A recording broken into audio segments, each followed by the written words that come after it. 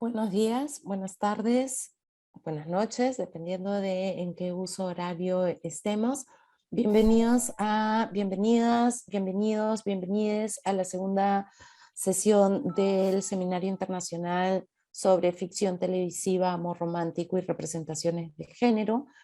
En la sesión de hoy se estarán presentando experiencias desde el Uruguay, Estados Unidos y Brasil. Les agradezco de antemano a nuestra ponente y a nuestros ponentes.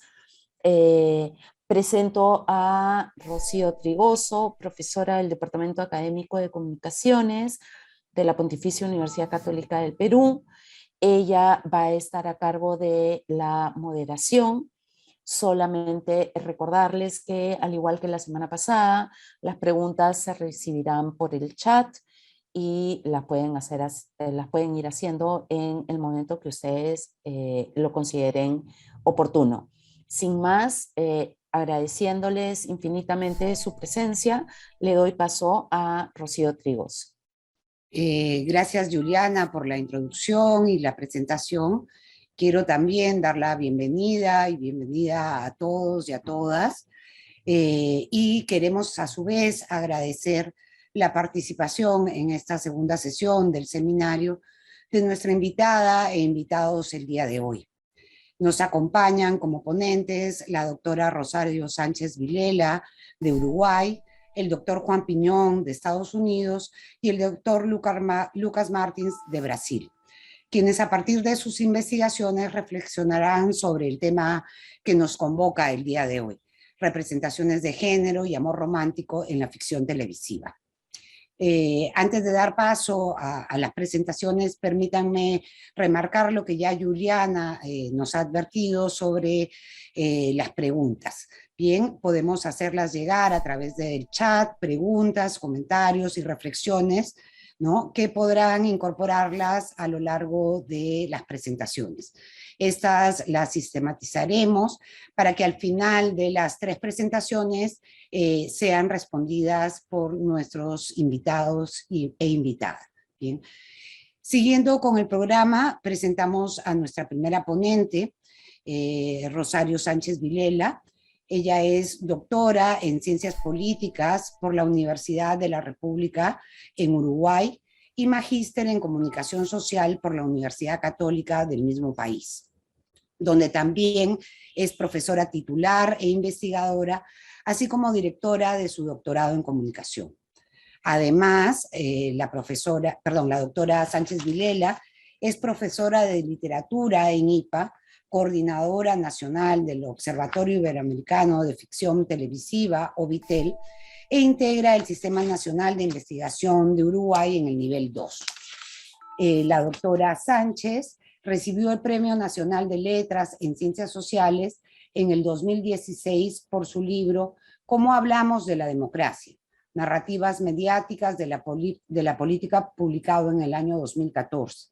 Es autora también de varios artículos y libros, entre los que destacamos Sueños cotidianos, telenovela y oralidad, publicado en el año 2000, Infancia y violencia en los medios, una mirada a la agenda informativa, publicado en el año 2007, Familias pobres y computadoras, claroscuro de la apropiación digital, en el 2016, en coautoría con Rosalía Winó. Recientemente escribió el capítulo Educación en medios en Uruguay, entre una estrecha brecha digital y la persistencia de una brecha educativa, que forma parte del libro Media Education in Latin America. Entre sus artículos más recientes se encuentran Vino nuevo en odres viejos, la matriz melodramática de la telenovela y los cambios culturales contemporáneos en las identidades de género, publicado en el año pasado, el 2020, y Entre el desarraigo y la querencia, jóvenes rurales y TIC en Uruguay, una aproximación cualitativa, de reciente publicación este año. Bien, cedemos entonces la palabra a la doctora Sánchez. Doctora, cuenta con 20 minutos para su presentación. Adelante. Muy bien, buenas tardes. Un gusto estar aquí. Muchas gracias por la invitación y poder participar en esta serie de jornadas tan enriquecedoras. me propongo hoy compartir con ustedes algunos apuntes que surgen de una línea de investigación que trabaja sobre las representaciones sociales en la ficción televisiva y las transformaciones de la serialidad.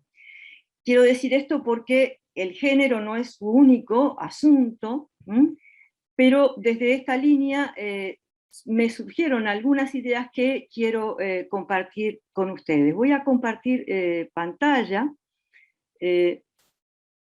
para que ustedes puedan tener acceso a mi presentación. No sé si se ve bien, supongo que sí. Las representaciones de lo femenino o los personajes femeninos de la ficción televisiva tuvieron importantes cambios en la década del 90. Se produce allí una expansión de los personajes femeninos que desarrollan una carrera profesional, es decir, no solo mujeres que trabajan como un elemento complementario de su vida, sino mujeres que desarrollan una profesión, ¿no? Pensemos en abogadas como la de Ali McBeal, como médicas como la doctora Quinn en el año 93, o como E.R.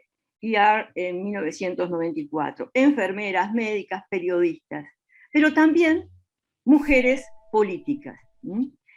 Y es a ellas que me quiero dedicar de manera particular, porque las mujeres en las series políticas han tenido diferente tipo de protagonismo. Han sido esposas, han sido amantes, secretarias, asesoras, responsables de comunicación y relaciones públicas, periodistas, pero han sido menos mujeres propiamente políticas.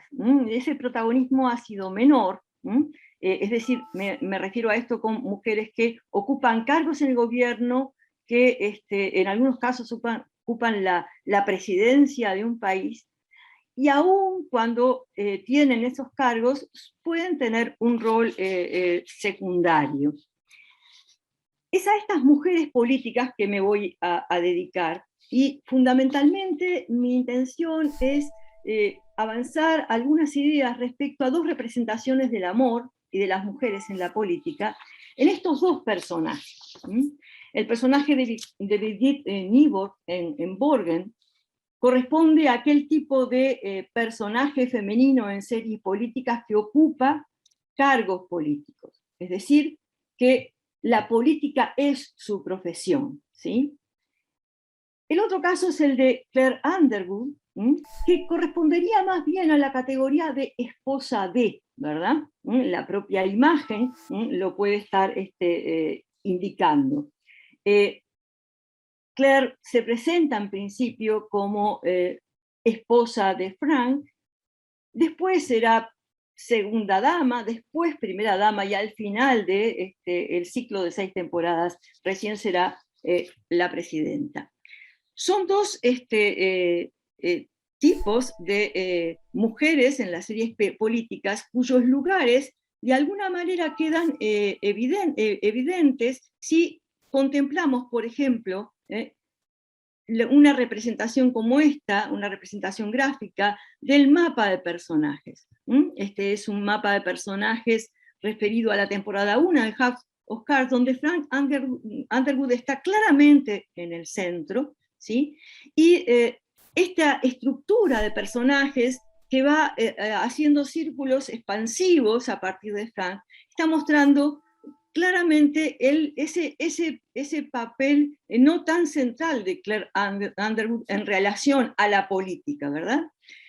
Si vemos un mapa representativo de la dinámica de personajes en Borgen, bueno, Birgit Nibor está en el centro, ¿verdad? Su protagonismo, los círculos rojos están indicando un grado mayor de protagonismo en cada ámbito, ¿verdad? Birgit Nibor está en el centro, ocupa el cargo de primera ministra, y es imposible aquí representar la dinámica de los personajes en círculos concéntricos como en el otro caso, porque se trata de otra representación no solo de los personajes, sino de la política. Y este es otro de los asuntos que quiero plantear, porque hay aquí hay representaciones de género y del amor que están ligadas a dos representaciones distintas de la política.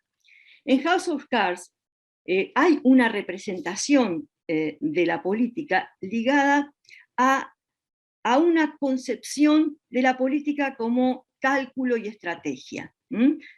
Hay una concepción de la política como acceso al poder y el poder por el poder en sí mismo. El otro, las personas, son solo datos para calcular movimientos estratégicos que hay que hacer para vencerlos. No hay una cooperación ni entendimiento. En cambio, en Borgen, la concepción de la política es una concepción de la política como construcción colectiva. El poder no tiene un valor por sí mismo, sino es en función de cumplir determinados propósitos, principios, llevar adelante objetivos. Hay una idea del otro como un interlocutor válido en sí mismo, en un intercambio dialogal de diferentes perspectivas que son reconocidas como válidas. Enfatizo esto porque a mi modo de ver, las representaciones del género y del amor en estas series no están ajenas a este modo de entender la política, dado que además se trata de series políticas. Birgit Nybor es entonces una mujer política, pero hay allí una representación que supone una ruptura de estereotipos. Allí me permite un juego de palabras, una poco estereotipada ruptura de estereotipos, porque en realidad se rompe con la idea de que una mujer que toma decisiones importantes, duras, ¿sí?, tiene que ser una mujer fría, calculadora, que se asimila al estereotipo de la malvada, ¿sí? Hay en Birgit rasgos que la alejan del estereotipo de una mujer movida por emociones, ¿no? Como que la emoción fuera el motor del personaje. Hay rasgos de personalidad como la fortaleza, la convicción, la decisión, la toma de iniciativas y la flexibilidad que forman parte de esta representación. Los temas de los que se ocupa Birgit Nybor son todos los temas, no solamente los temas que tienen que ver con lo femenino, con los niños, con políticas de infancia o ese tipo de cuestiones. Sin embargo, los estereotipos siguen vigentes en el entorno en el que se mueve el personaje. En el capítulo 4, después de una decisión fuerte, Birgit dice, se acabó el club de caballeros. Esa frase y la respuesta, sí mamá, forma parte de esa representación de un contexto de alguna manera aún discriminatorio. E incluso cuando toma decisiones fuertes se la cataloga como de un liderazgo masculino. Por lo tanto, rompe con los estereotipos de una manera poco estereotipada, porque sigue siendo una mujer capaz de la emoción, no es ni fuerte, no es por ser fuerte calculadora. Y uno de los espacios en los que esta ruptura de estereotipos se manifiesta de manera más fuerte es en lo que tiene que ver con el cuerpo.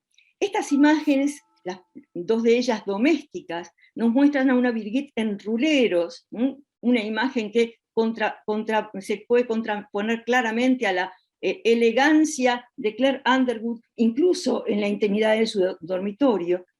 Una Birgit que tiene que lidiar con una imagen pública en la que sus kilos de más empiezan a contar.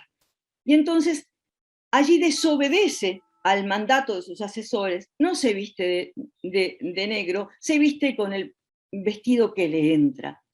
Y allí la mirada masculina, la mirada de Philip, es una mirada cómplice, es una mirada que no se adecúa a el estereotipo de que efectivamente tenga que vestirse de determinada manera. Se trata de una representación del amor y el desarrollo profesional que nos plantea algunos dilemas y complejidades respecto a la idea de la igualdad y la equidad.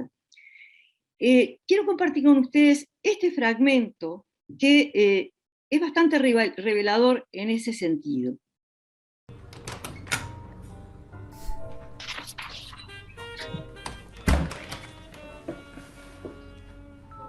Det var tidligt. Jeg kunne ikke. Hvis I mister 1 eller 2 mandater, så går I til landsmøde. Hvis I mister mere, så går I før. Lige med det samme. Jamen, altså, der er jo ingen, der siger, at det kommer til. Nu er det også din tur til at dyrke noget karriere, er det ikke det? Jeg har brugt mine 5 år. Jeg har jo en aftale, ikke? Jeg troede egentlig, du havde glemt. Næppe. Det var mig, der fandt på den. Ja. Det var meget moderne ting, der mig, synes jeg egentlig. 5 års karriere til dig, 5 års karriere til mig. Ja. Selvom du synes, det var lidt åndssvagt. Jo, fordi den aftale forudsætter, at man bare sådan hver 5. år kunne skrue karrieren ned på halv plus. Det har da gået meget godt indtil nu. Jamen, jeg har da bare været heldig. Hvad nu, hvis Bill Gates havde ringet til mig for 5 år siden og sagt, vil du være chef for Microsoft? Så er det jo bare sagt nej. Selvfølgelig havde jeg det. Og det havde været noget mere værdigt, end at blive stemt hjem af hele Danmarks befolkning, sådan som jeg blev i overmorgen. Fornemmer jeg en, der prøver at lægge op til noget medlidenhedssex, eller hvordan? Du har været meget bedre til det end mig. Nej, for jeg vil ikke have kunne sige nej til Laurits.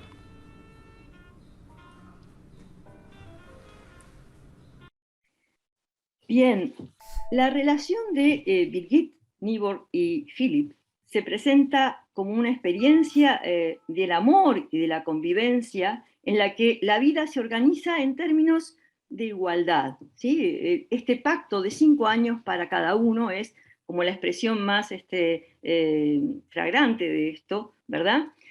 Se comparten las tareas, se generó cierta simetría entonces, 5 años para cada uno. Sin embargo, aquí se plantea una distinción importante, porque para que Birgit pueda asumir su cargo de primera ministra, Philip tiene que renunciar a su derecho de asumir los próximos 5 años. Por lo tanto, la simetría, la igualdad en este reparto de tiempos, no está acorde con otro asunto que es la equidad. Igualdad y equidad no son lo mismo. Para que Birgit, en su condición, pueda desarrollarse, bueno, no hace falta la igualdad, sino la equidad, es decir, darle la posibilidad de desarrollar más tiempo su proyecto de política profesional.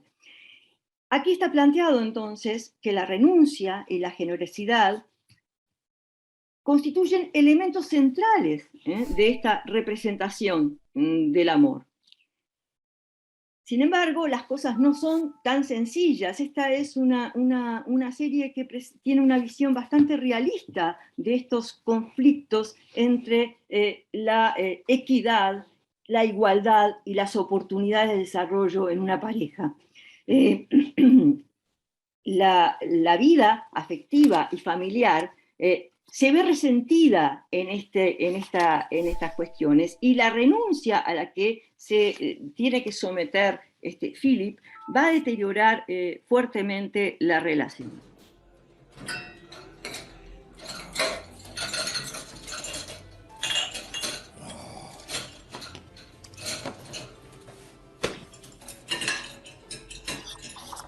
Skat, kunne vi lige snakke sammen et øjeblik?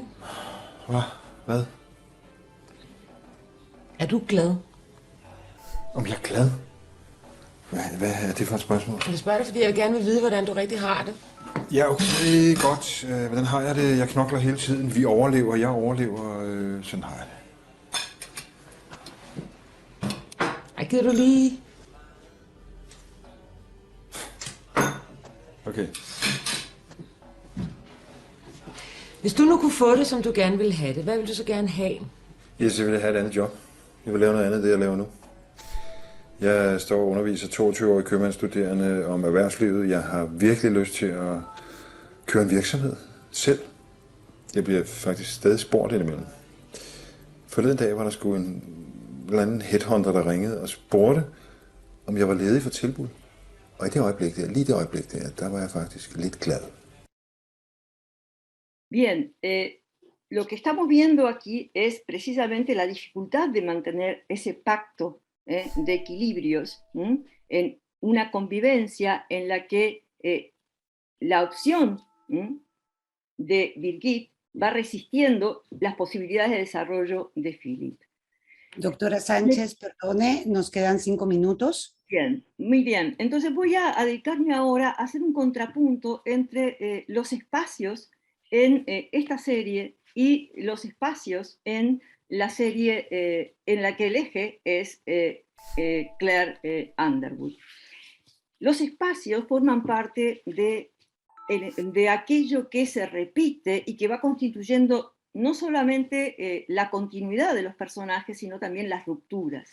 La llegada de Birgit a su casa va a ir marcando la diferencia en la vivencia del amor, desde una recepción cálida a una llegada en la que parece que la vida continuó sin ella y donde los espacios íntimos como el dormitorio van sufriendo alteraciones importantes.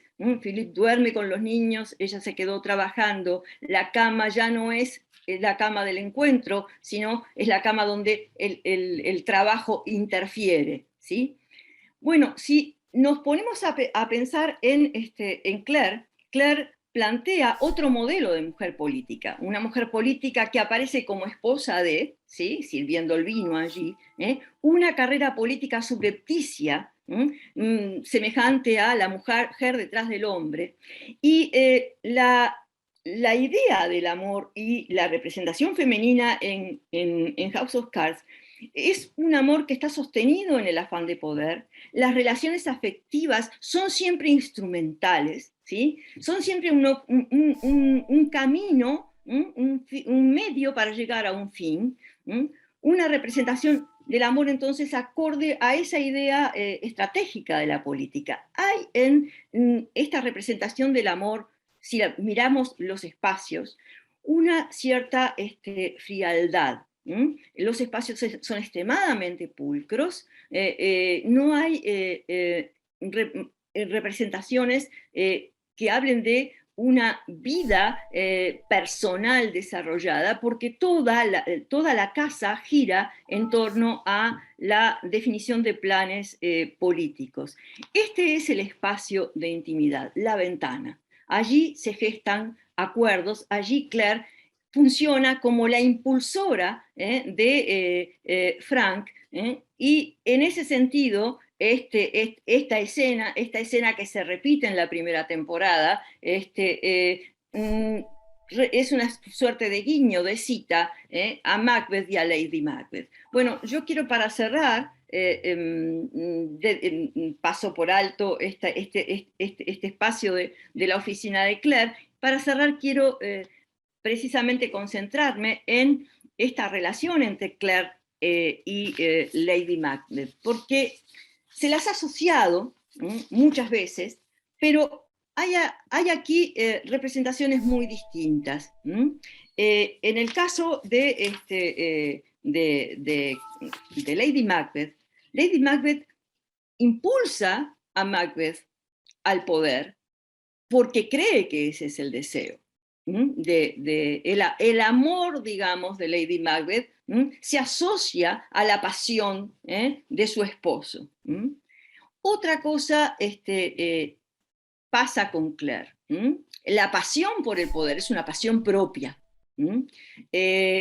En Lady Macbeth hay locura, hay arrepentimiento, hay desgarro. En Claire no lo hay. Y al final de la 6ª temporada de House of Cards, Claire termina configurándose como un estereotipo de la mujer fuerte, pero también malvada, ¿sí? De alguna manera, en los dos casos, tanto en el caso de Birgit como en el caso de Claire, parecen ser representaciones femeninas y del amor bastante alejadas de la idea de un amor romántico y también en tensión con la idea de un amor confluente. Presentan algunas novedades en la representación de las mujeres, pero en el caso de Birgit Nybor, esas novedades tienden a apuntar más a una visión realista de los desafíos, una visión que tiende a escapar de la relación víctima-victimario. ¿Quién es el culpable de la infidelidad de Philip o de la infelicidad de Philip? ¿O quién es el culpable de las renuncias que tiene que hacer Birgit? Creo que es una serie que problematiza más la concepción del amor, la concepción de los acuerdos amorosos. En el caso de Claire y de House of Cards, termina cayendo en algunos estereotipos clásicos de las mujeres capaces de ascender y de lograr a como de lugar sus objetivos. Termina representándose como una mujer dura, fría, capaz de las peores cosas, es decir, muy próxima a la idea de la malvada. Por aquí cierro y quedo abierta a las preguntas en el espacio que ustedes consideren. Disculpen si fue un poco rápido. Muchísimas gracias, doctora Sánchez. Gracias por respetar el tiempo y por, entendemos, constreñir la presentación, pero creo que a partir de las preguntas y reflexiones que se vayan a ir planteando, va a dar para profundizar. Bien, nos toca continuar con las reflexiones en torno a estos temas con el doctor Juan Piñón, quien abordará específicamente el amor romántico y los nuevos modelos de relaciones sexoafectivas en las telenovelas hispanas de los Estados Unidos. El doctor Piñón es profesor asociado del Departamento de Medios, Comunicación y Cultura de la Universidad de Nueva York. Hizo sus estudios de doctorado en estudios de medios en la Universidad de Texas, donde se especializó en el estudio de la televisión hispana en los Estados Unidos. Y sus estudios de maestría los realizó en Ciencias de la Comunicación en la Universidad Iberoamericana en la Ciudad de México. El doctor Piñón tiene una experiencia de trabajo en la producción de televisión desde los años 80, en donde ha ocupado posiciones de productor y coordinador, gerente de programación y producción de un canal regional, y también fue director del Centro de Medios del Tecnológico de Monterrey en la Ciudad de México. Sus intereses académicos se sitúan en la intersección de las dinámicas de corporaciones de medios latinoamericanos con el modo de producción de los medios latinos de los Estados Unidos.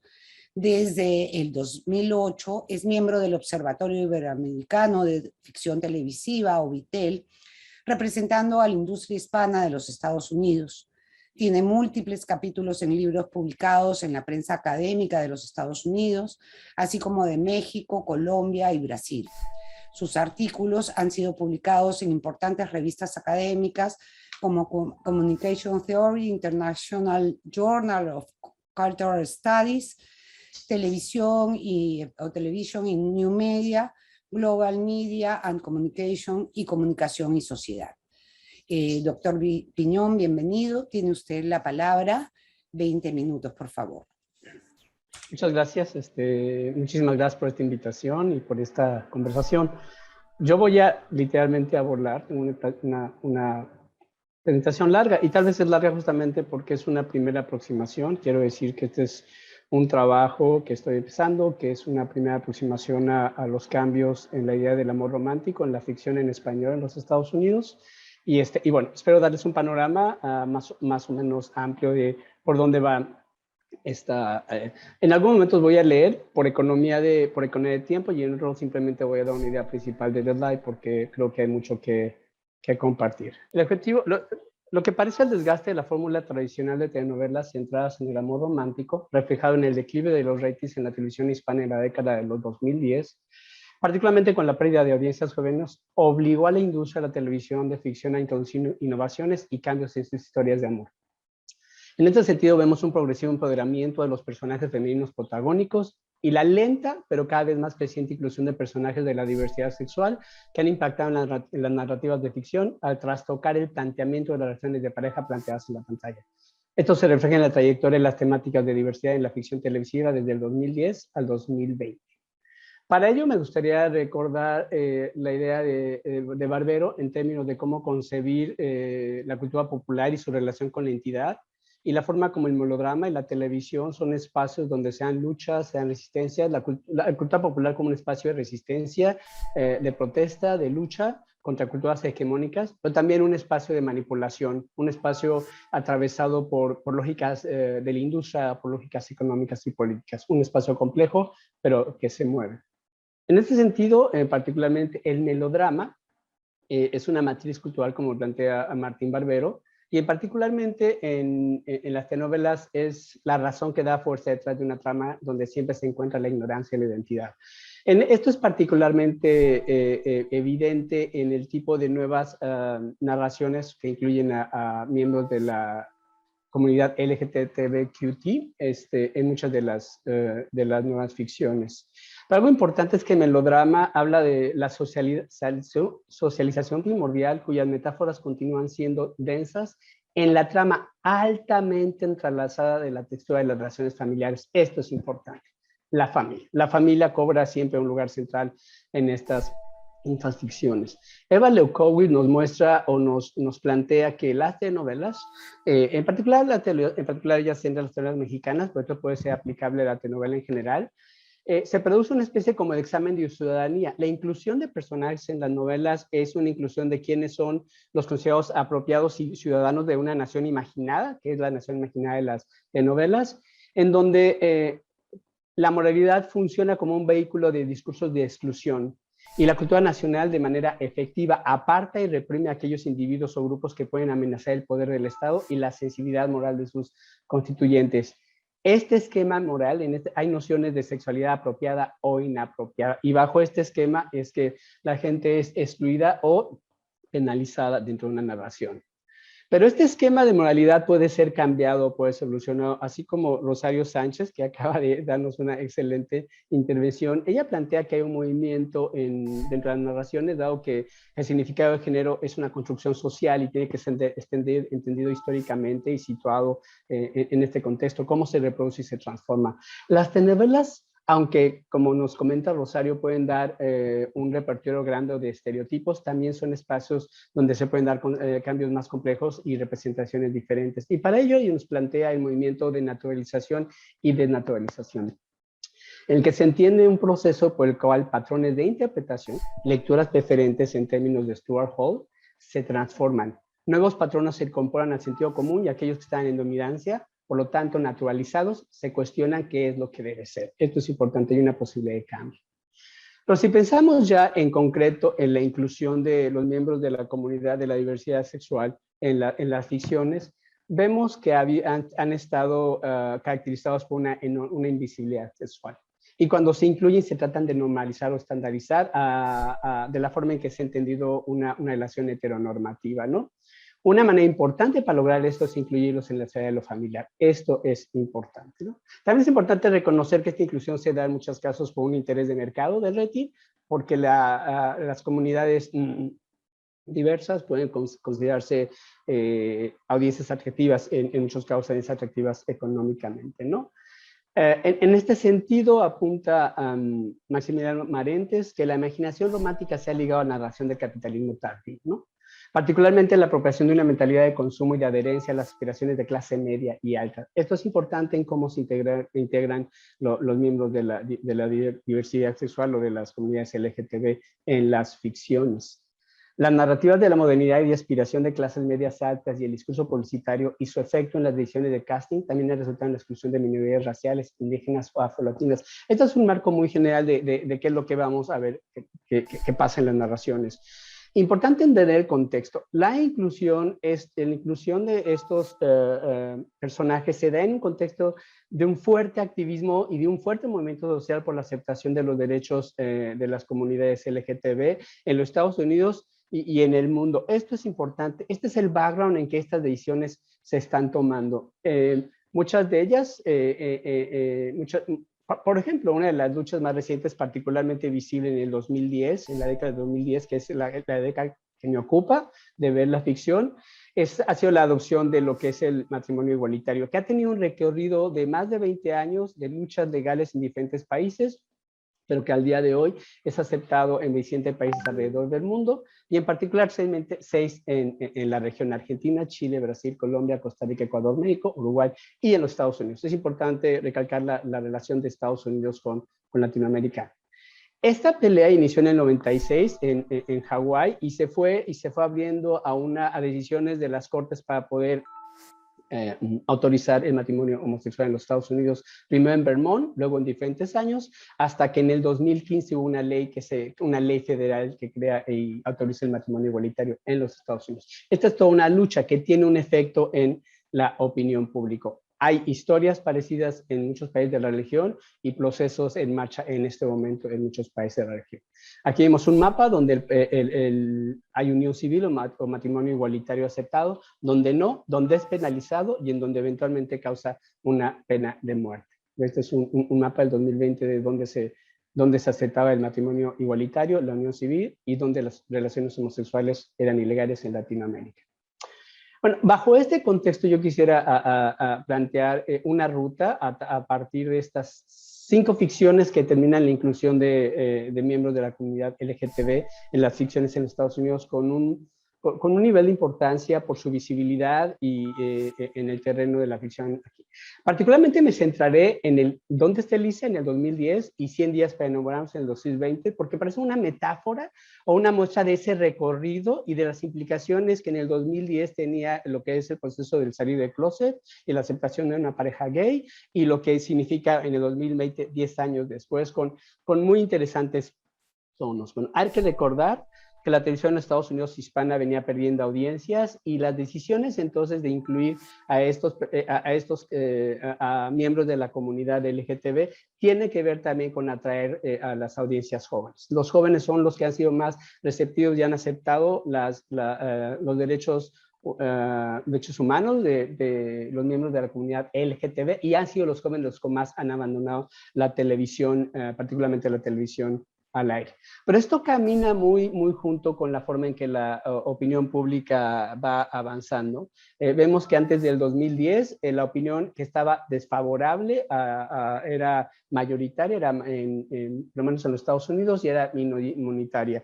Y en el 2010 van a haber algunos cambios. Vamos a ver que estos son la cantidad de títulos que se estrenaron en la década, y los que ven en tono naranja son títulos que de alguna manera tuvieron algún tipo de personaje dentro de sus tramas que era miembro de la comunidad LGTBQ+.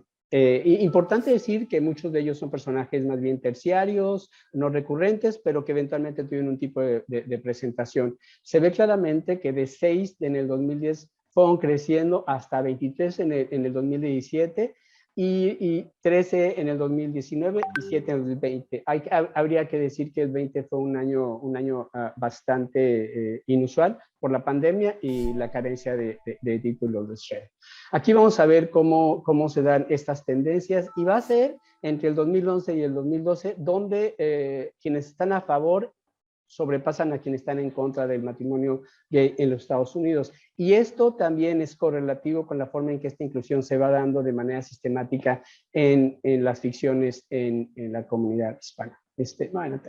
Lo cual sugiere que del 2010 al 2015 hubo un 15% de representación de algún tipo de personaje, aunque sea secundario o terciario, y se dobla del 2016 al 2020 en un 100%. Y en parte es el parteaguas del que en el 2015 se acepta en los Estados Unidos el matrimonio gay a nivel federal.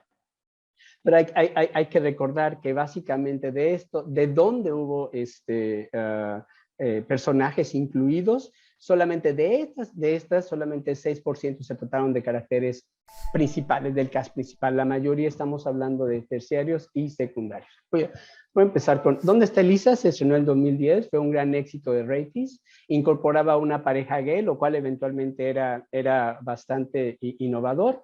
Y se da justamente en el momento en que este cambio de opinión se está dando en California, donde se sitúa la narrativa y en los Estados Unidos.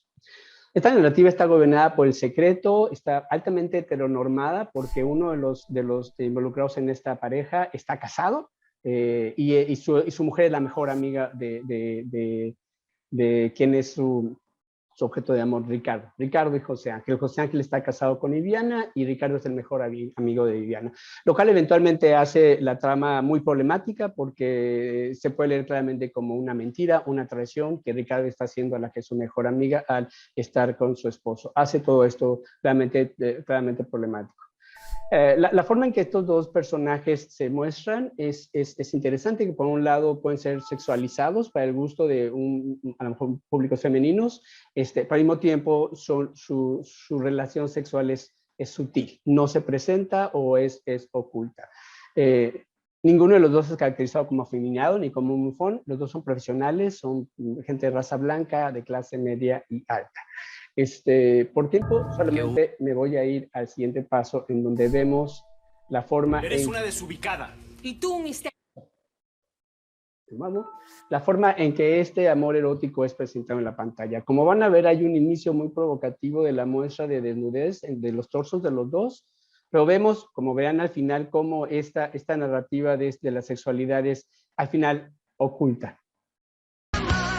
Yo no podría haber salido adelante con todo lo que me está pasando si no estuvieras tú a mi lado.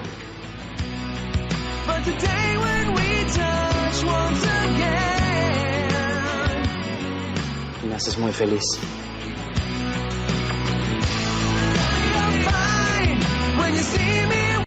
Los besos son censurados, la cámara se mueve, no se muestran. Ustedes vieron una escena de cama con ellos dos. En el intercorte del episodio en donde vemos esa escena de cama, es la escena de cama. Ellos están sentados, acostados en la cama. Unos segundos antes había un corte a una escena heterosexual de cama, en donde había muestras en la regadera, en la cama, muchísimo más explícitos de lo que se podía mostrar. Pero déjeme un poco regresar en esta narrativa se da este espacio, este proceso de naturalización, desnaturalización a través de un personaje importante, que es Viviana. Viviana es la esposa de José Ángel, el novio de Ricardo. El personaje de Viviana es muy interesante porque ella, al parecer, personifica lo que la gente podría pensar sobre esta relación. Es presentada con un gravitas moral, porque ella asumidamente no miente, es buena persona, pero claramente es también mostrada de una manera que ella misma es problemática en una manera muy self-centered. Mira la forma en que ella plantea o lo que piensa cuando Ricardo tiene una escena de salir del closet y le dice a los dos que es homosexual. Eres una desubicada. Y tú, un histérico. Santiago ya es un hombre. Por Dios, tiene 17 años. Suficiente como para entender que no todo el mundo es como su papá y su mamá. ¿No crees? No entendería nada, Viviana. En algún momento vas a tener que explicarle que Ricardo es gay y que eso no tiene nada de malo. ¿Perdón? A ver, ¿eres británica? ¿De dónde me saliste tan abierta de mente ahora? Anoche decías que Ricardo no te hacía muy contenta que hubiera salido del closet. A mí no es eso lo que me molesta y tú lo sabes.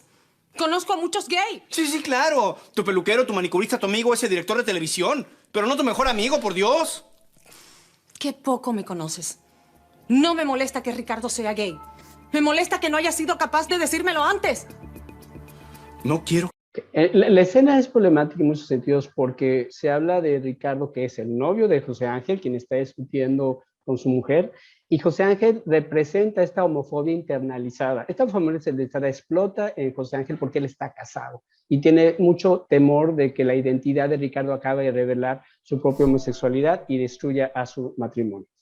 Mientras Viviana, al expresar su opinión, expresa en muchos casos la opinión de lo que podríamos pensar la gente que está teniendo un momento de decisión sobre cómo pensar sobre el tema, podría hacerse preguntas al respecto. Pero el hecho de que ellos hayan tenido esta relación de amor en secreto y eventualmente posible traición a la mujer de José Ángel es penalizada por la telenovela y, bueno, spoiler alert, porque ellos, aunque se aman, al final se tienen que separar.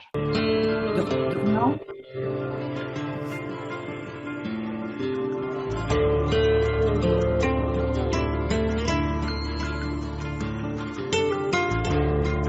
Bueno, lo voy a tener aquí. Ricardo se va. 5 minutos. ¿Cuánto? 5 minutos. Okay. 5 minutos. Ok, Ricardo, gracias. Ricardo se va a Nueva York, lo deja a pesar de amarlo, pero deciden separarse. Hay una penalización muy clara aquí de este amor romántico. Un segundo, esto fue en el 2010 que tuvo bastante éxito. En el 2011 se da La Reina del Sur y vemos a un personaje casi a nivel de protagónico que muestra una relación lésbica. La narración acaba censurándola y muere tanto la pareja como la protagonista al suicidarse. ¿Es común o ha sido algo muy recurrente en muchas narraciones penalizar o no saber cómo resolver un personaje gay o LGTB, LGTBQT cuando tiene una agencia importante? En 2007 se estrena una telenovela que es Sangre y Sangre, donde se ve la trayectoria de un personaje transgénero. Esta novela y un personaje técnicamente no era tan importante, pero cobra importancia cuando se muestra el nivel de violencia de que es objeto. Hay una escena muy fuerte donde el padre la golpea, pero finalmente, al final del capítulo vemos que es aceptada y es integrada a la foto familiar. Es una especie de historia en donde en el momento en donde los derechos sobre las personas transgénero se están discutiendo en los Estados Unidos, las novelas encuentran un espacio para educarnos, y el trayecto de Leonardo, que es el nombre de su personaje masculino, nos permite mostrar eso.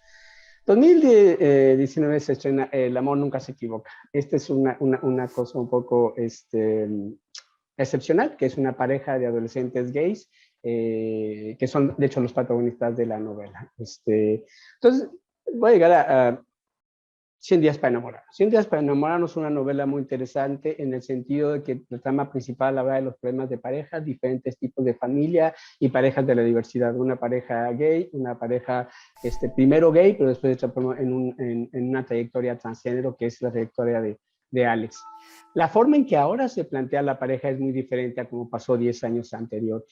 Pablo es abiertamente gay y Fernando estaba casado, está muy heteronormado por esta vida de hombre casado ahora que es divorciado, pero con una relación muy, muy cercana a su mujer. Los dos tienen una trayectoria en donde finalmente Fernando sale del closet, acepta el amor de Pablo y finalmente ellos sí se quedan juntos. Y en una alegoría al fracaso de la relación de Dónde está Elisa, de donde Ricardo se va a Nueva York, en este caso, Pablo le pide a Fernando irse a Nueva York con él y los dos se van juntos muy enamorados. Voy a detener este video. Generan un enorme following en YouTube, hay historias que comprimen su historia, hay muchos videos que les quería compartir, pero no va a haber tiempo. De manera paralela, hay otro personaje que también sucede en la historia, que es el caso de Ale, que se convierte en Alex. Tiene esta transformación. La trayectoria de él es una trayectoria muy interesante en la televisión, es educacional, es un personaje en el que encuentra el amor en la familia, en la que es apoyado, Alex es apoyado por la familia en su trayecto, y muestra la forma en que a los padres le dan una especie de temple de cómo apoyar a sus hijos en estos procesos de reconocimiento. No pasa nada. No, porque porque yo estoy enamorada de una niña.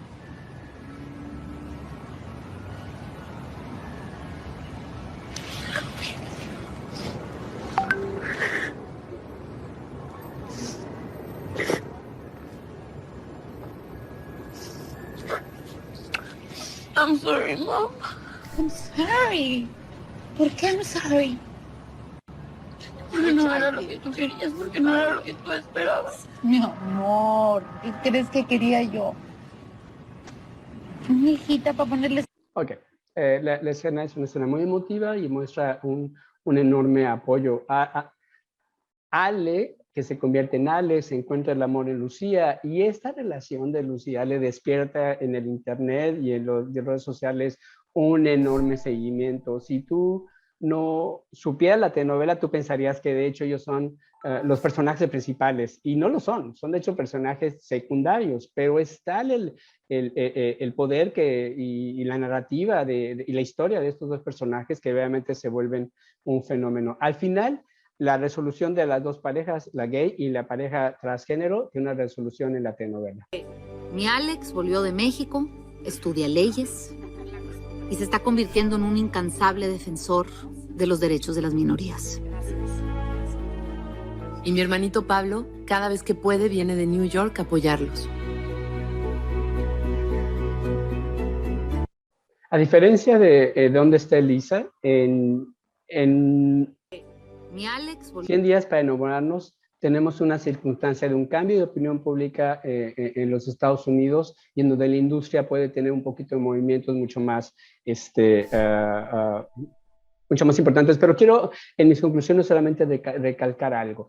Este cambio se dio por la fuerza del cambio de la opinión pública y movimientos sociales de activismo de los grupos por la lucha de los derechos LGTBQ, pero esto se da en una inserción muy particular, que es una inserción que es a través del ámbito de la familia, muy heteronormado, en donde las clases medias y medias altas son las que tienen visibilidad en este esquema, que son las que tienen la posibilidad de consumo, particularmente de raza blanca, y en este sentido, estas narrativas que han hallado un acomodo en la industria y que parecen no amenazar el status quo, han sido convenientes para la lógica de la industria, pero siguen visibilizando posibilidades diferentes de familia, posibilidades diferentes de otros miembros de la comunidad que no necesariamente quieran llevar esta vida heteronormada o definida por la densidad de las relaciones familiares en el melodrama tradicional.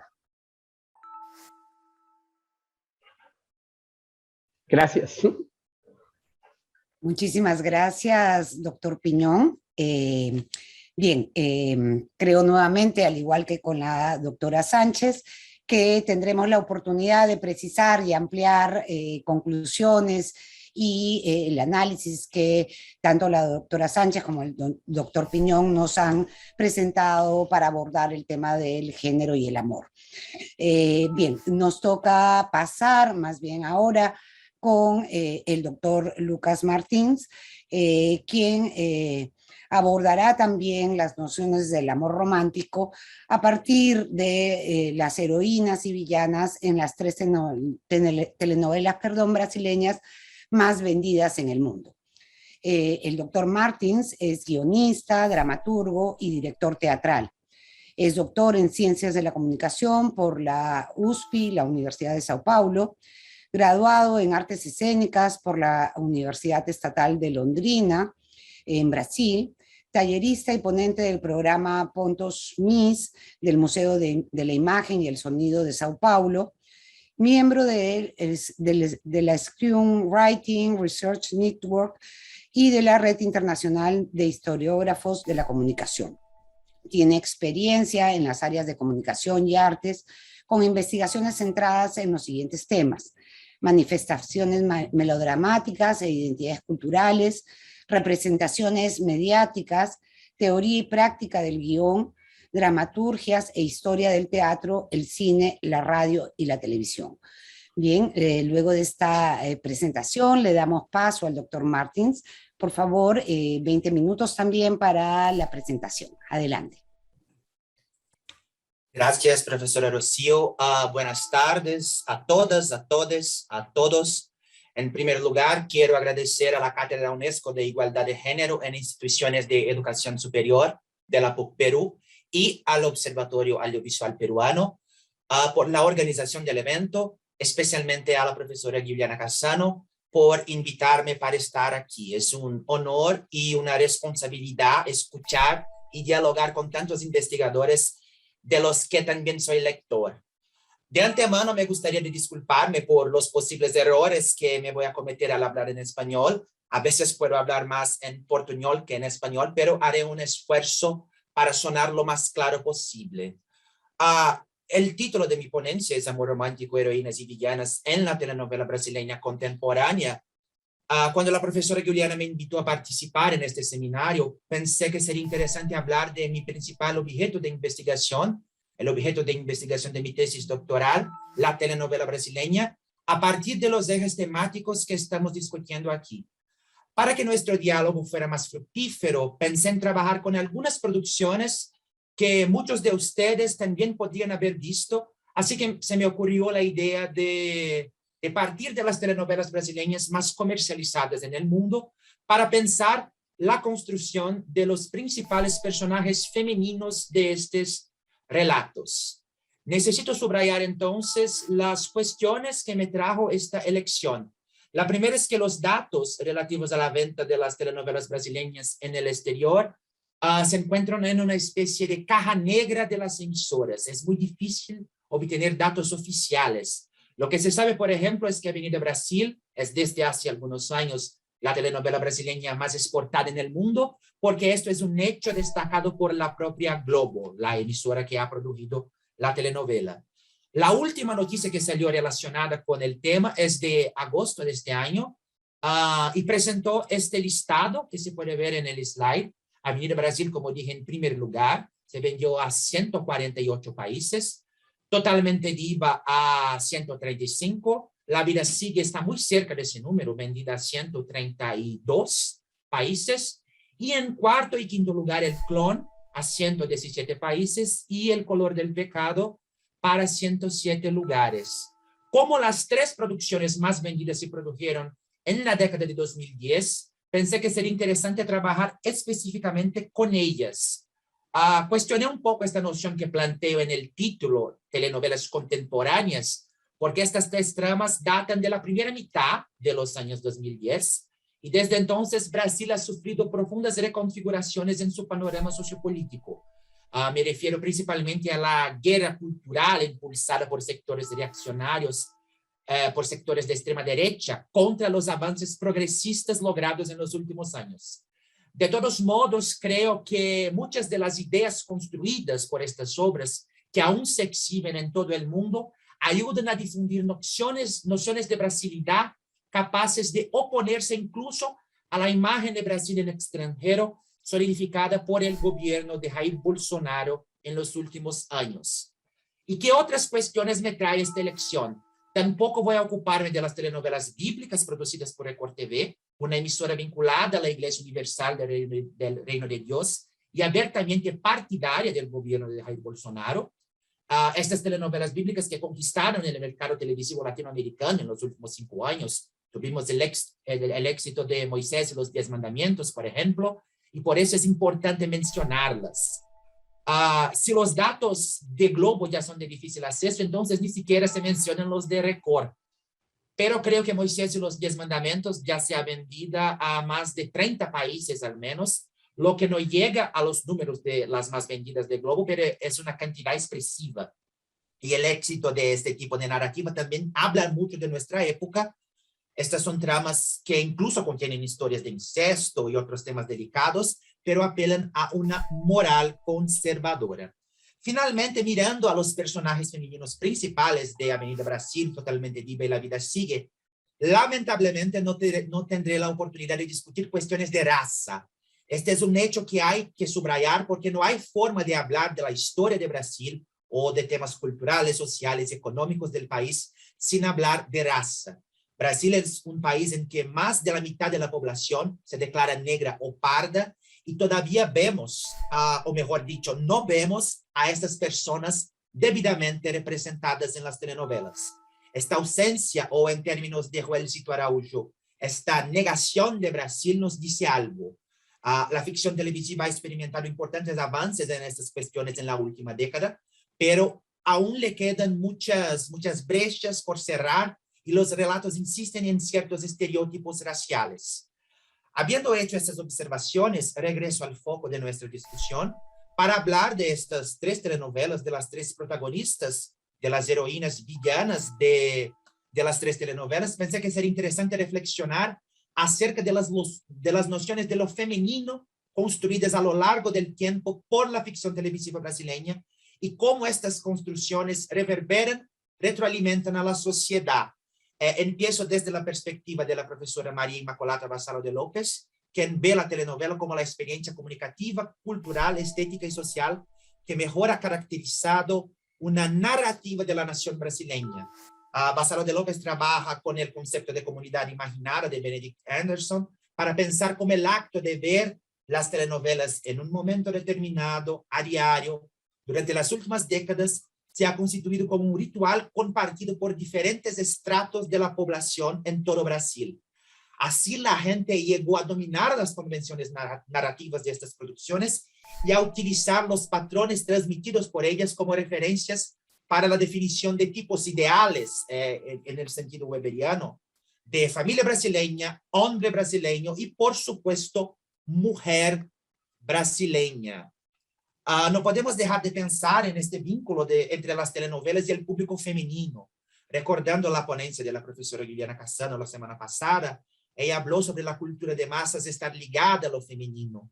Andreas Husen reflexionará acerca de eso, de la cultura de masas como mujer, precisamente porque ella es una especie de otro lado del modernismo.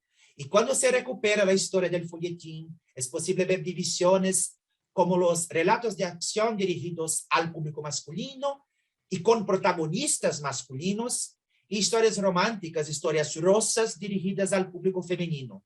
Esto llega incluso a la soap opera norteamericana, las óperas de Japón, y a la radionovela latinoamericana, productos que, como las telenovelas en su comienzo, serán patrocinados por las grandes multinacionales cosméticas y dirigidos a las amas de casa. Heloísa Buarque de Almeida es una de las autoras que subrayará este tema de la feminización de las telenovelas, en el caso brasileño, pensando que el consumo de estas narrativas todavía es considerado por los canales de TV principalmente una práctica femenina.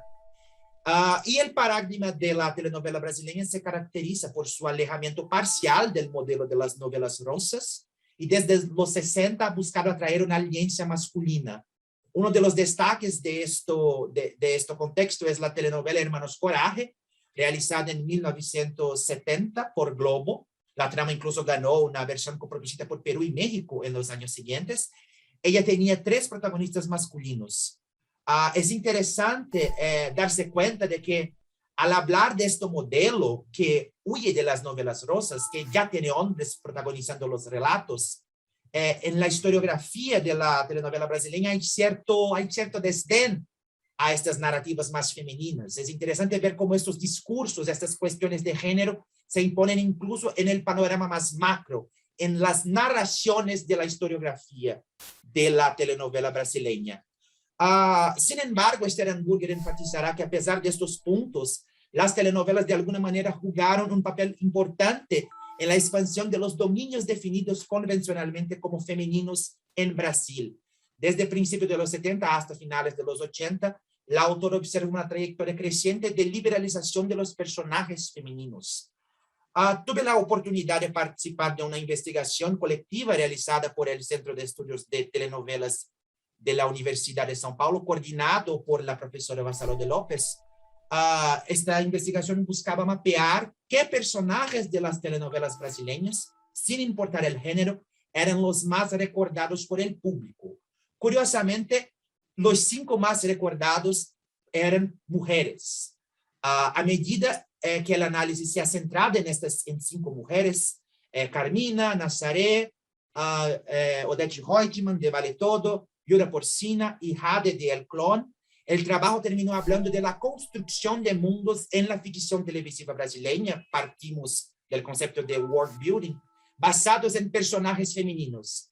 Entonces busqué en esta investigación anterior instrumentales para delinear la estrategia metodológica de este trabajo que les presento hoy. Voy a trabajar con algunas de las categorías que fueron establecidas en esta investigación del Centro de Estudios de Telenovela.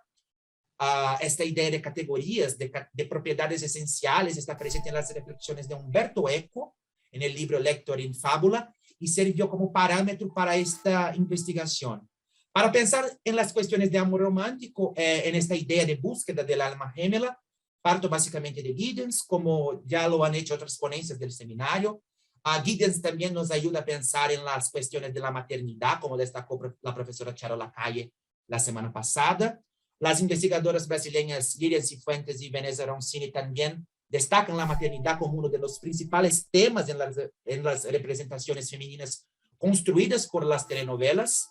El ascenso social o el mantenimiento del estatus social, que es un tema que será trabajado por la imaginación melodramática desde el folletín del siglo XIX, será una de las cuestiones fundamentales de la telenovela brasileña. El profesor Strauber, Joseph Strauber, hablará de eso en sus trabajos. Tenemos también el mundo laboral. La profesora Silvia Dantas, que va a exponer su trabajo en el seminario del próximo jueves, hace una reflexión muy interesante en su tesis doctoral, destacando que el movimiento de intersección de la mujer en el mercado laboral brasileño se intensifica desde los 70, cuando esto también se nota en la ficción televisiva. Y la profesora Larissa Leda Rocha, por su parte, destaca que eso es interesante precisamente porque el dinero, el trabajo y la racionalidad en la división ideológica cultural promovida por el patriarcado tradicionalmente conforman el orden de lo masculino. El trabajo de la profesora Larissa también respalda nuestras reflexiones sobre la villanía.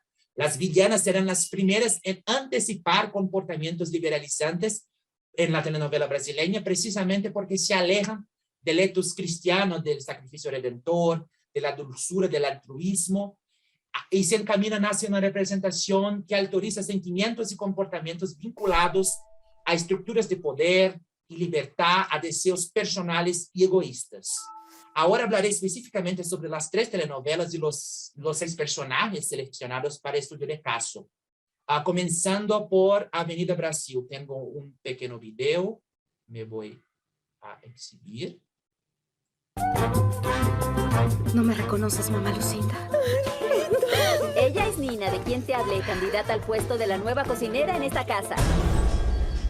Eres bienvenida, Nina.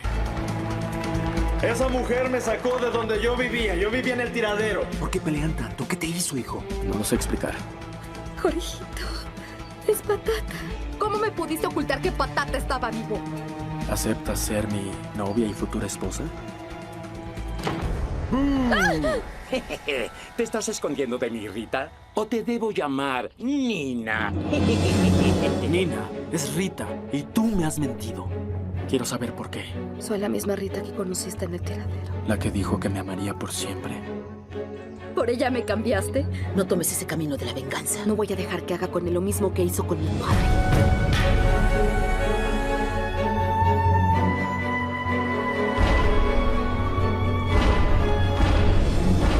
¿Y qué? ¿Te gustó? Hoy quien me va a servir eres tú. ¡Zorra! ¿Cómo me pudo engañar tanto tiempo?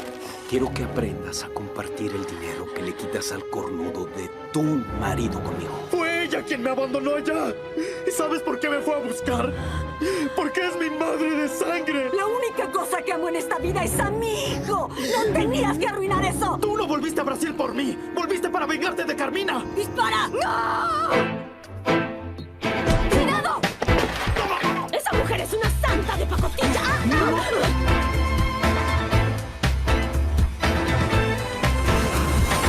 ¡Quieto todo el mundo! ¡Carmina!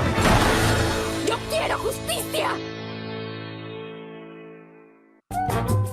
Avenida Brasil es fundamentalmente una historia de venganza que trae al centro de su narrativa a 2 personajes femeninos, Nina y Carmina. Nina, cuando era niña, perdió a su padre y fue abandonada en un basural por su madrastra Carmina. Ella es adoptada por una familia argentina y años después regresa a Brasil con el objetivo de vengarse de Carmina. Entonces no tenemos exactamente una heroína, sino una antiheroína, porque muchas veces incluso Nina usará subterfugios poco ortodoxos para llevar a cabo su venganza. El amor romántico en este caso aparece como un obstáculo en esta trama de venganza, precisamente porque Nina descubre que su amor de infancia, Jorgito, fue adoptado por Carmina y de hecho es hijo biológico de la villana. El mundo laboral, en cambio, es una activa en la venganza porque es a través de su formación en gastronomía que Nina consigue trabajar como cocinera en la casa de Carmina. Carmina fue uno de los personajes más recordados por el público según la investigación del Centro de Estudios de Telenovela de la Universidad de São Paulo. Es una villana más clásica. Perfecto, perdón. Gracias. 5 minutos, profesora. Perfecto.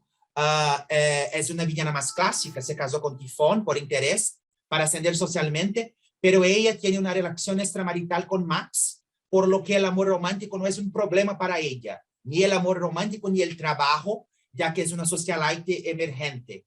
La maternidad, sin embargo, aparece en ella a través del amor que siente por Jorgito, es decir, acaba humanizándola de alguna manera, aunque ella demuestra de despreciar su otra hija, Ágata. Al final descubrimos el trágico pasado de Carmina, el hecho de que fue víctima de violencia sexual por parte de su padre, y esto de alguna manera la redime por justificar los caminos que ella ha tomado en vida. Vamos ahora a Totalmente Viva. Las hadas no existen en el mundo real, y los príncipes encantados.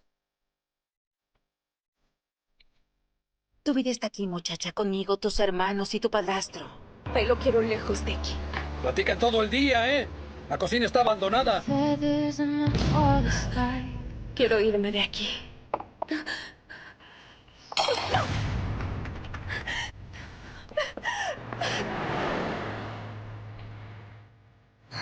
No vine a esta ciudad a ser mendiga. Soy empresario de las calles, es diferente. Nadie está en la calle porque quiere. ¡Tranquilo! Ganaré mucho dinero y podré traer a mi madre y a mis hermanos acá. Hallaré un lugar decente para que mi Como familia tengo poco tiempo, me voy hablando en cuanto el video es exhibido. Haré todo por ello. Totalmente Diva es un recuento de la obra de teatro Pigmalión de Bernard Shaw, que ha inspirado películas como My Fair Lady. ¿Hace cuánto tiempo? También podemos interpretarla como una Cenicienta moderna. Tenemos la historia de Elisa, que se escapa de casa después de defenderse de su padrastro.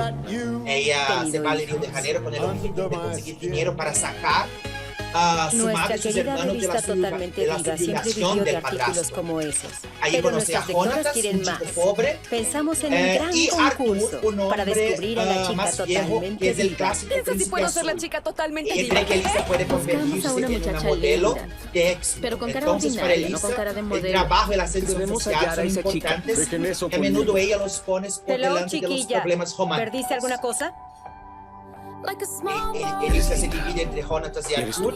Y el hecho de que se involucre románticamente con Arthur a esa la pone en la vendedora de mira de flores Carolina, en la chica quien sería la totalmente villana viva. de la La historia. apuesta ahora es de verdad. Y que gane el mejor. Sí. En este caso, Yo. Carolina tiene ¿Cómo una te llamas? relación con Arthur Elisa. desde hace muchos años, pero nada ¿has pensado en ser oficial. modelo? Ella es la editora de la Te voy a revista vestir que da mejor. título a la telenovela. Te una voy a mujer enseñar a importante. caminar, a hablar. Dejó el Si quieres suburbio de trabajar para Río mí. de Janeiro y ascendió en la vida. Sueña con algún día hacer oficial esta relación con Arthur, tener un hijo Yo sé con muy bien él. qué quieres, Playboy. Más tarde ella se enterará que Arthur se sometió a una vasectomía. ¿Acaso llegan a vivir felices para Desde el siempre? principio Carolina ve a Elisa como una enemiga porque Arthur apuesta con ella a que la niña ganará un concurso de belleza promovido por la revista Totalmente Diva. Carolina intenta sabotear a Elisa de varias formas, pero no consigue que la eliminen de este concurso. Elisa gana, Carolina pierde la apuesta, pierde también su puesto en la revista. Luego se enteran de todo lo que hizo y ella deja la revista. Es el momento en que Carolina decide cumplir su sueño de ser madre adoptando un niño. Al final, ella obtiene la redención y el perdón de Elisa. Una vez más, la maternidad parece ayudar en este aspecto de la regeneración de la villana. Finalmente tenemos La vida sigue. Es la telenovela en que más se diluyen las ideas de bondad y villanía. La trama se centra en la relación entre las hermanas Ana y Manuela. Ya han Ana es pasado una años tenista y de no me he éxito que queda acostumbrado. embarazada de Rodrigo. Nadie olvida la 2 falta años que después de dar a luz a Me Julia, sustituye a una sufrió mujer. un accidente que la deja en coma durante 4 años.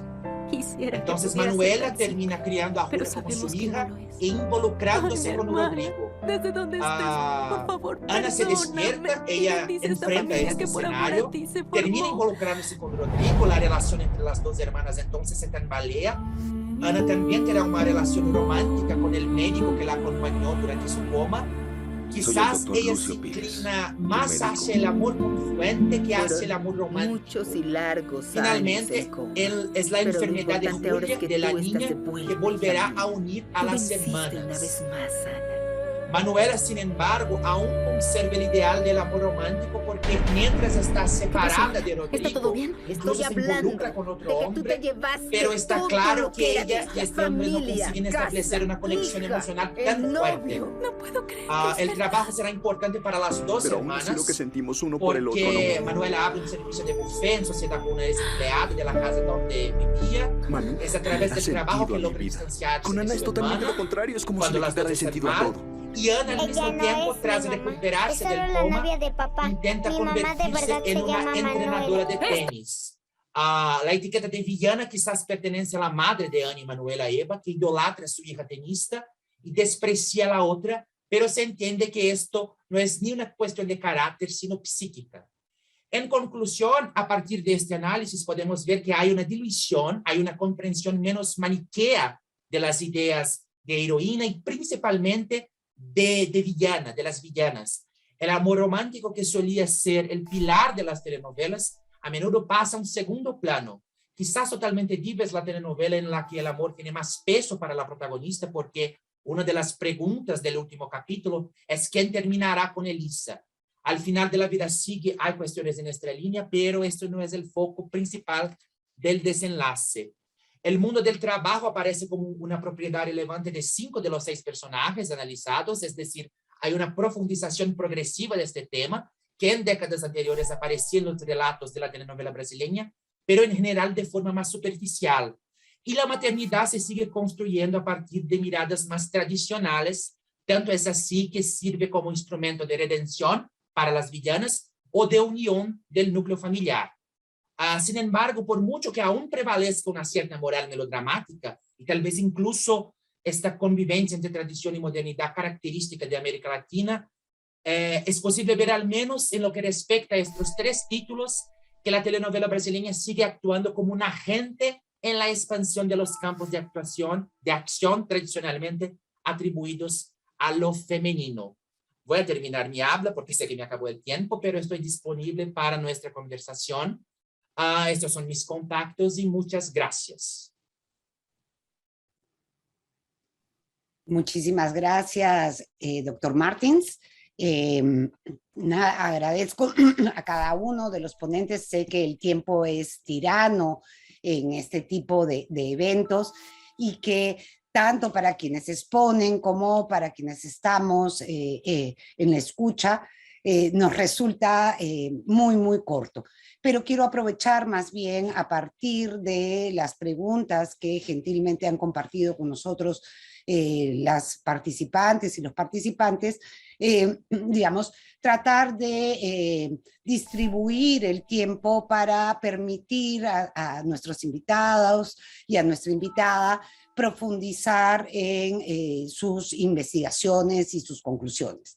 Bien, voy a, si les parece, a seguir en el orden de las presentaciones que hemos hecho y plantear las preguntas en ese orden y darle 10 minutos a cada uno de ustedes, a cada una, a la doctora Sánchez Vilela, para que en respuesta a las interrogantes también se permitan ir cerrando aquello que han venido a compartir con nosotros y que nos permitirá a nosotros también irnos con nuevas problematizaciones, reflexiones y preguntas que estoy segura en la próxima semana podremos también compartir a partir de las siguientes presentaciones. ¿Bien? Entonces, doctora Sánchez Vilela, paso a leer las preguntas que tenemos para usted. Tenemos la pregunta de la doctora Patricia Ruiz Bravo, que nos pide, o que le pide, perdón, profundizar sobre el rol de la violencia en la relación entre Frank y Claire, y la doctora Casano, quien nos pide también ampliar su reflexión sobre Claire y Lady Macbeth. Bien, entonces, si le parece, 10 minutos para que también enlace con su presentación, que quedó bastante corta, nos interesó muchísimo, y seguir adelante. Adelante, doctora. Muchas gracias. Bien, la primera pregunta, esta que refiere al rol de la violencia en la relación Frank-Claire, ¿no? Yo creo que en esta narrativa la violencia es un medio para conseguir un propósito, y la relación Claire-Frank se sostiene en una suerte de sociedad, ¿sí? Son socios en un proyecto de poder, ¿sí? En esa sociedad, entonces, la violencia adopta diferentes formas. En la relación interna podríamos interpretar como violencia el hecho de que algunas veces Claire tiene que postergar su proyecto personal de poder en función de los intereses de Frank, pero sobre todo las formas de la violencia son básicamente dos tipos: la manipulación y la violencia más claramente criminal, ¿no? La que involucra la sangre, ¿sí? Y ese territorio, sobre el territorio de la sangre, durante la historia de Claire y Frank, está en manos de Frank, fundamentalmente. Pero en la medida en que el personaje de Claire va desarrollando, va avanzando en su propio proyecto de poder, ¿sí? Se va involucrando cada vez más en el ejercicio de la violencia, ¿sí? Y en la violencia criminal. Ella también asesina, ¿no? Si pensamos en el desarrollo de la narrativa. Ese no es el panorama en la primera temporada, y yo sobre todo traté de hacer apuntes a partir de la primera temporada de cada una de las series, ¿verdad?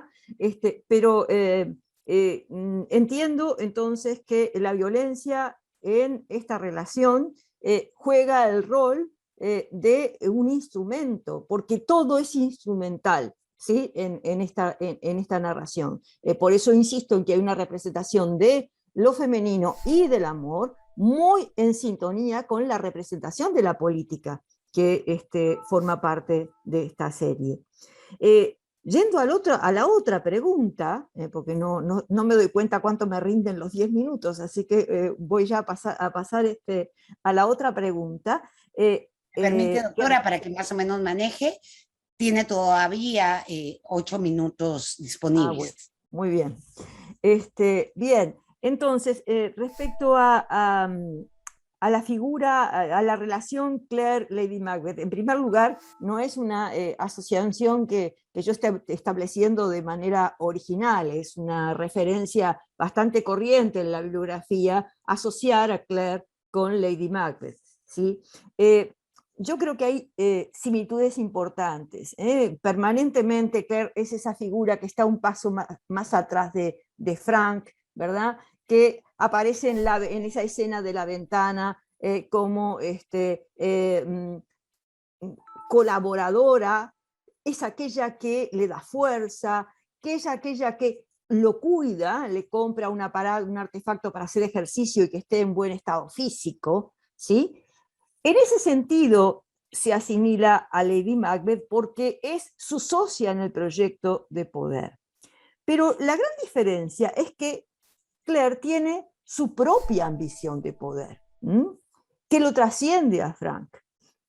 Y en el caso de Lady Macbeth empuja a Macbeth al asesinato porque cree que es él el que desea el poder, porque cree cumplir el sueño del amado, digamos. Pero mientras que en Lady Macbeth es esto es castigado porque Shakespeare en sus tragedias restaura el orden y estas transgresiones deben ser castigadas, y Lady Macbeth enloquece. Bueno, no hay nada de ello en Claire. Claire no se debilita a partir de la ejecución cada vez más aguda de actos de maldad, ¿sí? Sino que temporada a temporada afianza su vocación de poder personal que trasciende la figura de Frank. Perdón. No hay arrepentimiento, no hay castigo. Y en ese sentido creo que se aleja bastante de la figura de Lady Macbeth. Es un personaje de Claire muy distante, yo creo que bastante más estereotipado que el de Birgitte, ¿sí? Donde, bueno, hay una experiencia de la vida en pareja que entra en conflicto con el desarrollo profesional, pero no solamente en Birgitte, también en Philip. En realidad es una representación del amor que pone sobre el tapete la complejidad de una relación equitativa. Por eso yo ponía en mi slide, ¿no? Es más fácil negociar en Borgen, en el terreno político, que lidiar con la negociación familiar. Y yo creo que esa es una de las virtudes de esta representación, que porque por un lado Birgitte rompe con estereotipos de la representación de la mujer política, eso es cierto, pero es sí y no al mismo tiempo, porque hay aquí una reiteración de la representación de que quien desarrolla una carrera profesional como la de Birgitte necesariamente pierde cosas, pierde familia, pierde pareja, queda sola, en fin. En definitiva, vuelve a reproducir un viejo cliché sobre estos asuntos, ¿verdad? Pero quizás lo novedoso es que la representación que Borgen se hace, esas renuncias, esas pérdidas de Birgitte, no pueden ser atribuidas simplemente a mandatos patriarcales, es más complejo que eso. Y esa me parece que es la relevancia de esta representación, y es la que nos ayuda a pensar en términos menos categóricos o menos dirigidos por etiquetas que se transforman nuevamente en una nueva hegemonía, es decir, terminan siendo el modo hegemónico en cómo analizamos las cosas. En ese sentido, por eso elegí traer esta representación. Listo. Muchísimas gracias. Pasamos entonces a las preguntas y comentarios para el doctor Piñón. Tenemos, en principio tengo que leer un comentario. Perdónenme si me he perdido específicamente a qué hace referencia, a cuál de las presentaciones de las telenovelas que presentó el doctor Piñón, pero recojo, porque me parece importante recoger las intervenciones de todas y todos. Anderson López, entiendo desde Brasil, está en portugués su comentario, donde afirma el comentario del doctor Piñón sobre la representación extremadamente heteronormativa que hace en torno a una de las telenovelas presentadas por el doctor Piñón.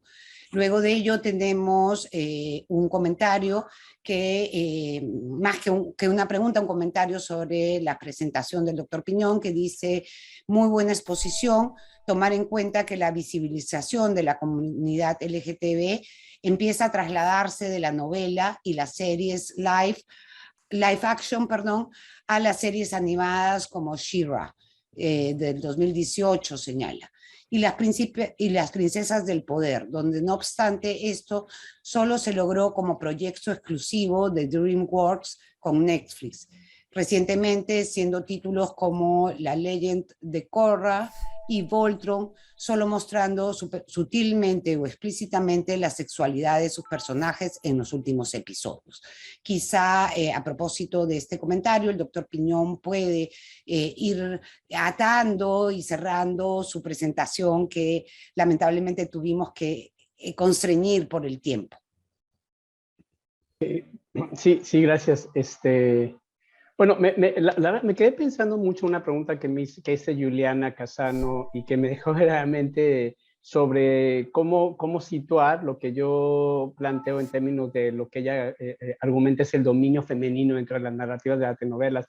La verdad no lo había pensado y de repente haciendo un recuento de la estructura de las telenovelas en las que yo hablo, descubro, y no tiene que ver que si es una cuestión de género, a lo mejor aquí Rosario y Lucas me podrían comentar, si hago un recuento de quiénes son los aliados de la comunidad LGTBQT dentro de estas novelas, los aliados son femeninos.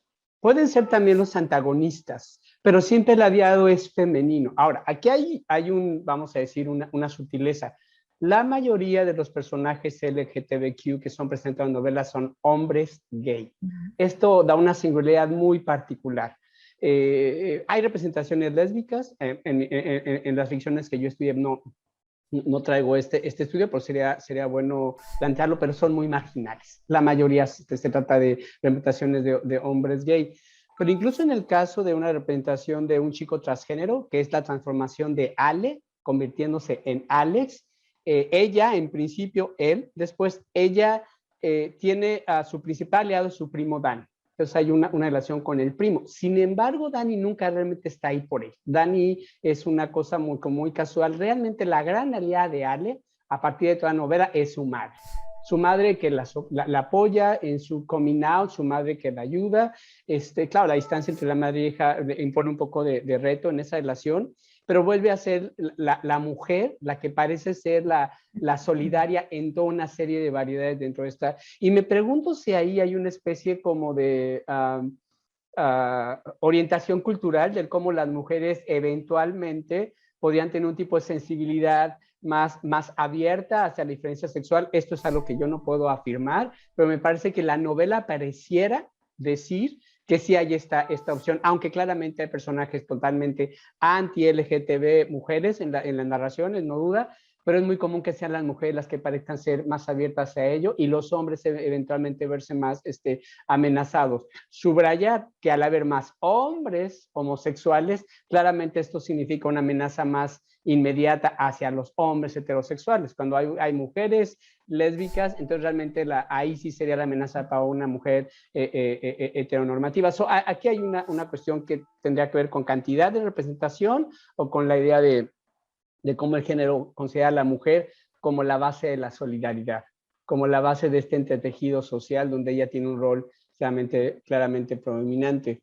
Pero contestando también a la respuesta sobre diferentes tipos o avances en la inclusión de LGTB con otros diferentes tipos de show, quiero decir que mi mirada claramente está centrada en un público muy particular, que es el público de la televisión abierta, de la televisión en español de Estados Unidos. Si yo quisiera abarcar la inclusión en el terreno de lo que es Netflix, Hulu, de la producción en los Estados Unidos, estaremos hablando de una película muy diferente. Claramente el avance que ha habido en los medios digitales, porque también el tipo de audiencias y el tipo de actitudes, sí hay una gran diferencia, ¿no? Hay un show que se llama Vida en los Estados Unidos, donde la cuestión entrecruza no solo sexualidad, clase, raza, inmigración, una argumentación muy interseccional de la comunidad LGTB, que pienso que de una complejidad muy interesante, que todavía creo que no se llega en las telenovelas de televisión abierta. En ese sentido, pienso que las telenovelas de televisión abierta no le han dado todavía a la comunidad LGTB como la ciudadanía total, los derechos. Al parecer, por ejemplo, en estas narrativas, el amor romántico en una pareja suele ser como la última finalidad, porque tan solo poder ser reconocido en su amor romántico visiblemente en la historia es ya de sí un triunfo. Algo que es un dado por sentado en cualquier narrativa en general. En algunos casos, particularmente en las historias del coming out, que son muy recurrentes en estas historias, tan solo el poder decir te amo y reconocer que te amo se vuelve como el gran logro. Y a lo mejor, si me permiten, quiero mostrar este pequeño momento donde Fernando le dice a Ricardo que lo ama después de 100 días para enamorarse, porque me parece que es el momento triunfal, un momento que para una pareja heterosexual sería pues de lo más común. Y eso es un pequeño segmento, pero sí lo quiero subrayar. Y, ¿sabes? Lo que yo siento por ti, sí es amor. Mucho amor.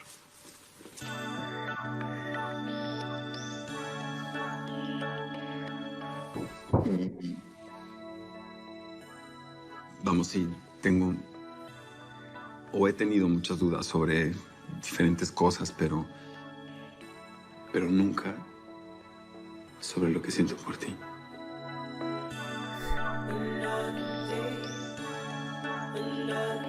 Y sí, te amo. También te amo. Y sí, quiero irme contigo a Nueva York.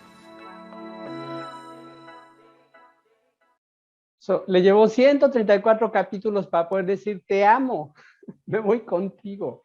O sea, eso habla mucho, esto no debería ser un gran logro, pero lo es, todavía lo es. Entonces, eventualmente, el llegar a este momento en decir, te amo, me voy contigo a Nueva York, que es el gran triunfo de la novela, es algo que le pudo haber hecho desde el primer capítulo una pareja heterosexual a su pareja en un contexto que no hubiera significado todo ello, ¿no? Y por último, sobre el comentario de Lucas sobre la heteronormatividad, quiero subrayar, la familia juega un papel muy importante. La familia como reguladora de cómo se establecen relaciones y cómo se concibe la nación, la familia como el núcleo que reproduce la nación, integra a la pareja homosexual a partir de la lógica de la familia. Son hermanos, son hijos, tienen una relación muy importante en relación familiar y luego ellos establecen una relación que parece ser, vamos a decir, es un como igualarse o homologar las relaciones heteronormativas de la familia de la gente que ellos quieren y conocen, en una serie de nociones heteronormativas, ¿no? En ese sentido, la experimentación sobre otras posibilidades de relación homosexual están invisibles. Se consideran como amenazantes del status quo, ¿no? Otro tipo de familias están invisibles, ¿no? Entonces, ¿cuál es la pareja que llega a tener visibilidad? La pareja gay o lésbica que llega a formar una familia o que eventualmente pensaría en casarse y que está pensando en la fidelidad, en la lealtad, en tener hijos y tener una serie de códigos morales que son el script que sigue la familia heteronormativa, ¿no? Otro tipo de posibilidades dentro de lo que la cultura, las posibilidades de la comunidad LGTB permitiría, son invisibilizadas o borradas, porque amenazarían eventualmente el concepto de la nación que está reproducida por la unidad familiar y no serían como los ciudadanos aceptables ni con la sexualidad apropiada, sancionada por la narrativa, ¿no? Listo, muchísimas gracias, doctor Piñón, y muchas gracias por recuperar la pregunta de Juliana Casano. Se me traspapeló. No, muchas preguntas llegan. También a Juliana por no haberla hecho explícita. Bien, continuamos entonces con el doctor Martins. A propósito de, digamos, el comentario también de la doctora Casano sobre el contrapunto que se evidencia en el caso de la presencia del amor romántico, especialmente en el caso de la Avenida Brasil y La vida sigue. En el caso de las telenovelas brasileras se encuentra una convivencia del amor romántico y confluente, nos plantea la doctora Casano. No sé, doctor Martins, si a propósito de ello podemos, digamos, esta última parte, sobre todo, ¿no?, que llevaba a las conclusiones, el comentario creo que nos permite ahondar en ellas. Sí, claro. ¿Cómo puedo decir? Esta construcción, la profesora Sternberger va a hablar de eso, ¿no? En los 70, los 80 yo hablé un poco superficialmente acerca de eso. Ella habla de la viuda porcina, que es una mujer, tiene esa figura de una mujer decidida, extravagante y libre. Después tenemos Odette Reutemann, de Vale Todo. Es interesante, y esto también el trabajo de la profesora Larissa Leda Rocha, el trabajo habla de eso, acerca de cómo estos comportamientos liberalizantes y la idea de amor confluente incluso comienza con las villanas, porque son mujeres sin límites en este sentido, ellas pueden hacer cosas, y después tenemos esta estos comportamientos en las heroínas de las tramas, cuando ellos comienzan a aparecer en las heroínas de las tramas. Entonces hay toda una construcción acerca de eso. Aún tenemos, creo, estereotipos de género, obviamente, pero hay esta posibilidad de intercambio entre estas nociones de amor confluente y amor romántico, incluso porque, como planteaba el profesor Juan Piñón en su ponencia, estamos en el territorio del melodrama, que es este territorio de negociaciones también, como habla el profesor Rosario, del arcaico. Tenemos estas renovaciones, pero ellas ainda conviven con estas anacronías, con estas cuestiones de nuestro territorio sociocultural. El profesor Juan Piñón estaba hablando de las parejas homosexuales. Es interesante, en la telenovela brasileña hay una ley no escrita de que para que una pareja homosexual tenga un beso, es necesario hacer una construcción y el público se encantar por ella. Entonces ellos están autorizados a dar un beso en el último capítulo de la trama para coroar todo eso. Es muy interesante. Tuvimos una telenovela, creo que para Mujeres Ambiciosas se ha llamado en el exterior, en Brasil se ha llamado Babilonia, en que dos actrices más viejas tienen un beso en el primer capítulo, y esto fue un escándalo, y era justamente en el tiempo que Record exhibía Moisés y los 10 mandamientos. Entonces tenemos estas cuestiones, como hablé de las telenovelas bíblicas, del conservadurismo que podemos ver por nuestro contexto sociopolítico, está muy fuerte, y estas otras cuestiones de liberalización de los comportamientos y de modernidad, esta modernidad que no hemos alcanzado, que es más una utopía do que una realidad. Creo que sea eso. Listo, doctor Martins, muy claro, y también las conexiones que realiza en torno a las presentaciones tanto de la doctora Sánchez Vilela como del doctor Piñón. Creo efectivamente, y si me permiten, digamos, a modo de cierre, que nos quedan abiertas, digamos, a propósito de sus intervenciones, un conjunto de reflexiones a partir de esta idea también de los roles en el sentido escénico, ¿no? De protagonistas y roles secundarios, ¿no? Y cómo, digamos, desde las distintas presentaciones y miradas, las representaciones de la comunidad LGTBQ, o desde la política en el cruce con el imaginario y la construcción desde, sí, digamos, el mundo europeo más nórdico, ¿no? Y la política digamos, la sociedad norteamericana, y en el caso brasilero también, las series sevillanas con roles protagónicos, cómo van construyendo también, ¿no? Nuevas entradas o cambios, estos cambios en las representaciones de género, pero también evidenciando, ¿no? La permanencia de algunos estereotipos que, si bien se van presentando a la introducción de los roles, ¿no? En la participación como personajes, ¿no? También, ¿no? Dejan ver aún estas permanencias, ¿no? Que se reconvierten en estas representaciones, ¿no? Entonces, creo que ahí hay todo un campo por explorar, por reflexionar, ¿no?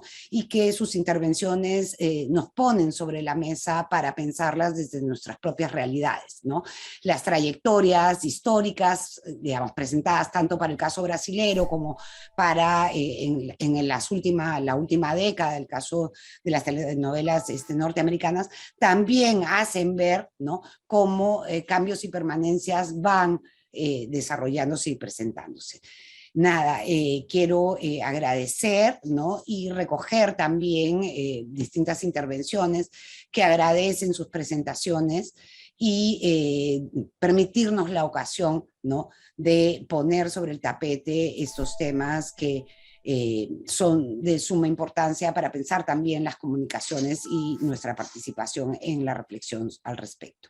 Bien, muchísimas gracias también a nuestros, digamos, asistentes a la presentación, y recordarles que en el marco del seminario seguimos todavía los dos presentaciones más, 2 fechas más. El próximo jueves, tenemos el próximo jueves 18 a la misma hora, van a compartir por el chat las indicaciones para encontrarnos nuevamente y permitirnos, ¿sí?, mirar también estos cambios y permanencias del amor romántico y las representaciones de género. Bien, nuevamente muchas gracias a todos, a todas, y en especial a nuestra invitada y nuestros invitados del día de hoy.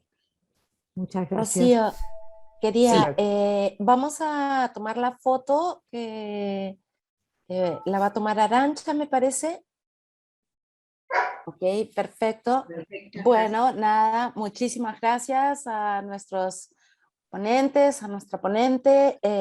Muchísimas gracias a todas, a todos, a todos por estar aquí. Nos encontramos el próximo jueves. Y nada, gracias a Cátedra UNESCO y al Observatorio Audiovisual Peruano. Gracias por la invitación. Listo, nos siguen llegando todos los aplausos, sí. Los aplausos que ya nos daremos.